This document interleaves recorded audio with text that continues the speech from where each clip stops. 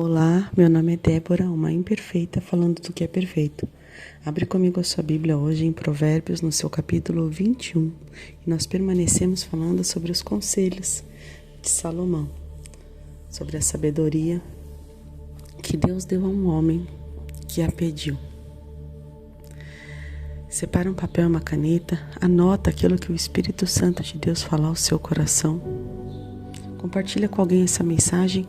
Talvez seja a resposta para alguém.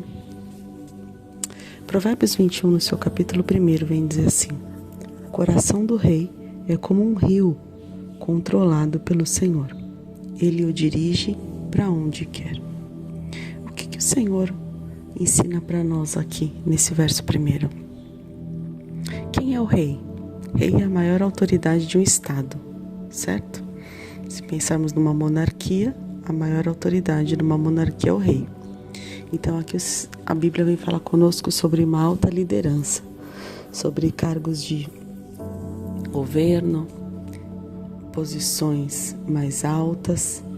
E o que a Bíblia diz para nós? Que o coração dessa autoridade está sob o controle de quem? Quem é que dirige? Quem é que controla? Imagina só, um carro. Se você não usar o volante para virar, para permanecer reto, ou para virar um pouco para a direita, ou para virar para a esquerda, ou para virar completamente ele para a direita, esterçar ele completamente para a esquerda, ele vai ser um carro que desgovernado, não é verdade?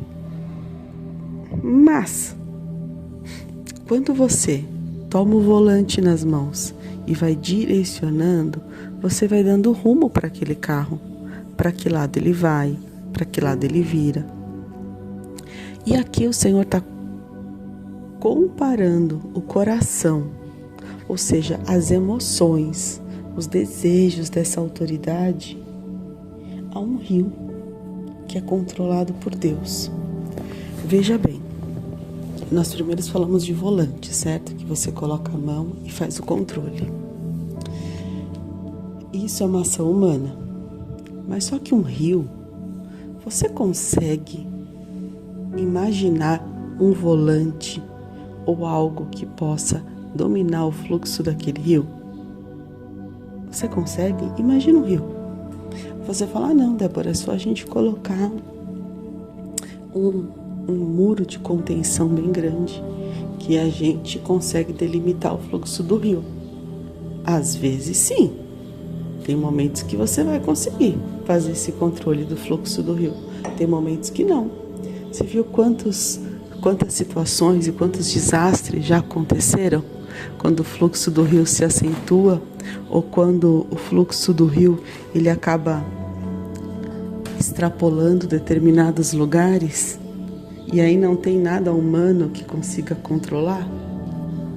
Então é mais ou menos assim. Só que quando a gente olha um fluxo de um rio, quando a gente olha, você aparentemente vê o rio correndo, né? Só que você normalmente não consegue ver onde ele começa a correr e nem onde ele termina. Você só vê ele correndo. Você percebeu que no fluxo do rio você só vê a água correndo?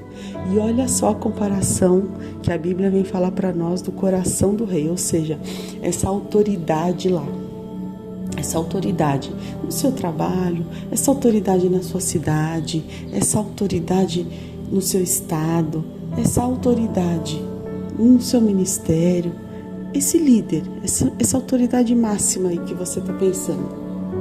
Você consegue imaginar que o coração dele é como o leito de um rio? Ou seja, parece que só está correndo água. Parece que a água só está indo de um lado para o outro. Mas Deus está controlando tudo o que está acontecendo.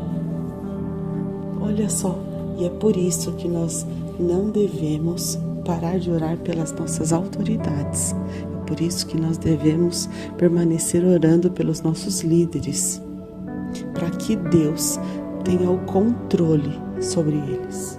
A Bíblia nos recomenda isso, né?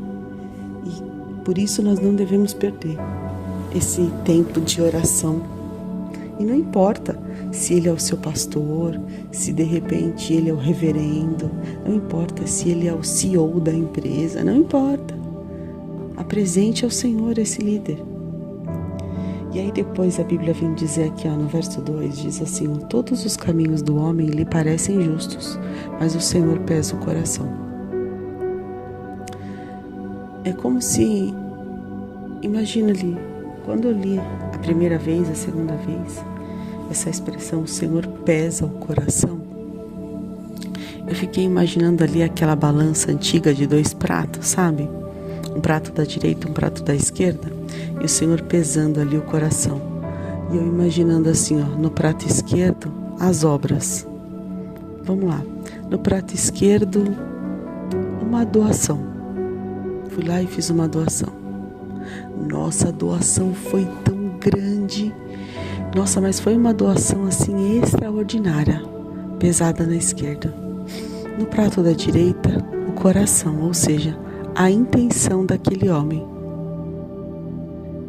E Deus me permitiu ver 2 situações nessa balança. No prato esquerdo, uma grande doação, uma grande doação às obras. E aí quem olha do lado de fora fala: nossa, olha só como aquela pessoa é boa, que pessoa altruísta, que pessoa generosa, que pessoa que... Lado esquerdo. E no lado direito, o coração, ou seja, a intenção. Sabe o que? Aquilo que ninguém vê, só Deus. Ninguém sabe o motivo, só o Senhor. E aí, olhando ali aquele prato da direita, ele não está equivalente ao prato da esquerda, muito pelo contrário. Muito pelo contrário. O prato da esquerda está pesadão, só que o prato da direita está levinho lá em cima. E aí Deus consegue registrar isso. Qual foi a intenção do coração daquela pessoa que fez aquela doação? Qual foi a intenção? A intenção dela foi realmente... O coração dela estava inclinado para aquele projeto, para ajudar? Ou o coração dela simplesmente estava fazendo aquilo para que pudesse ganhar fama e ibope como um recurso político?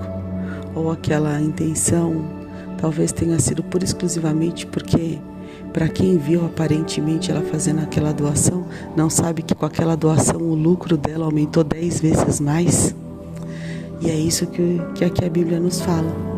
Mas aí também Deus às vezes olha, como Deus sonda o coração, Ele olha uma balança.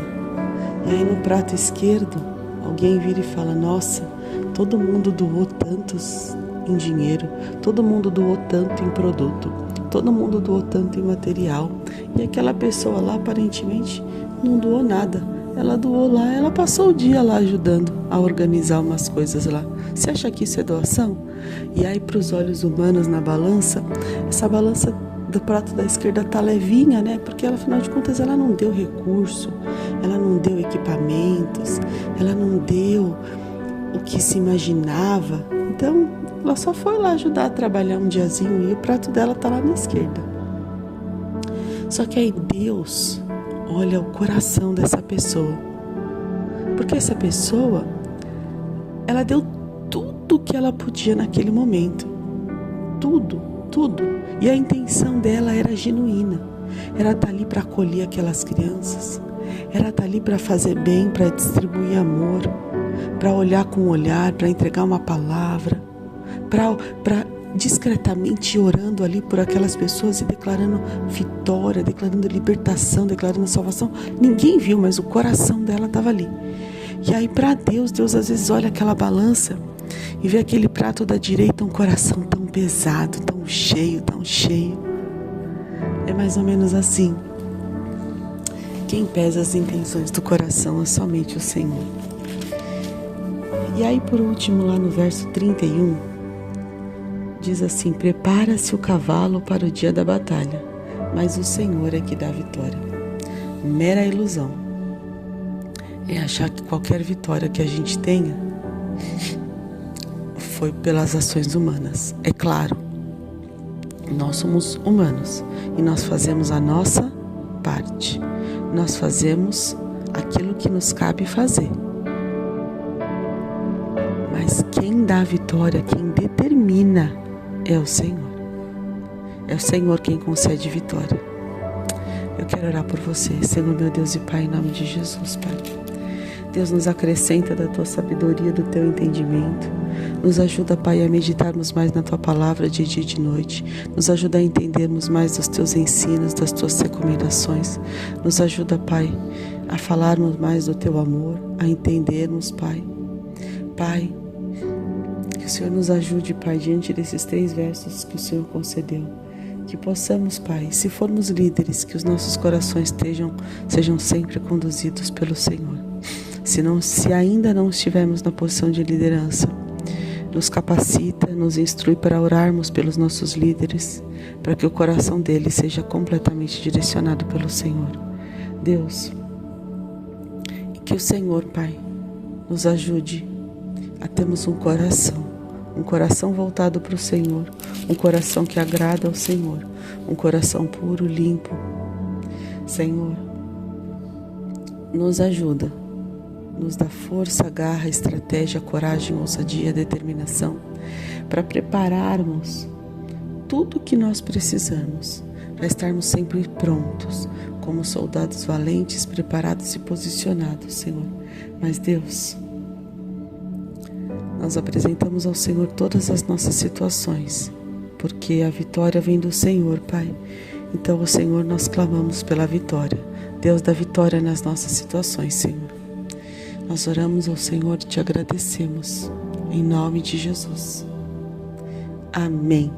Deus te abençoe e eu te espero amanhã nesse devocional, para o último dia desses conselhos tão preciosos que o Senhor tem trazido para nós.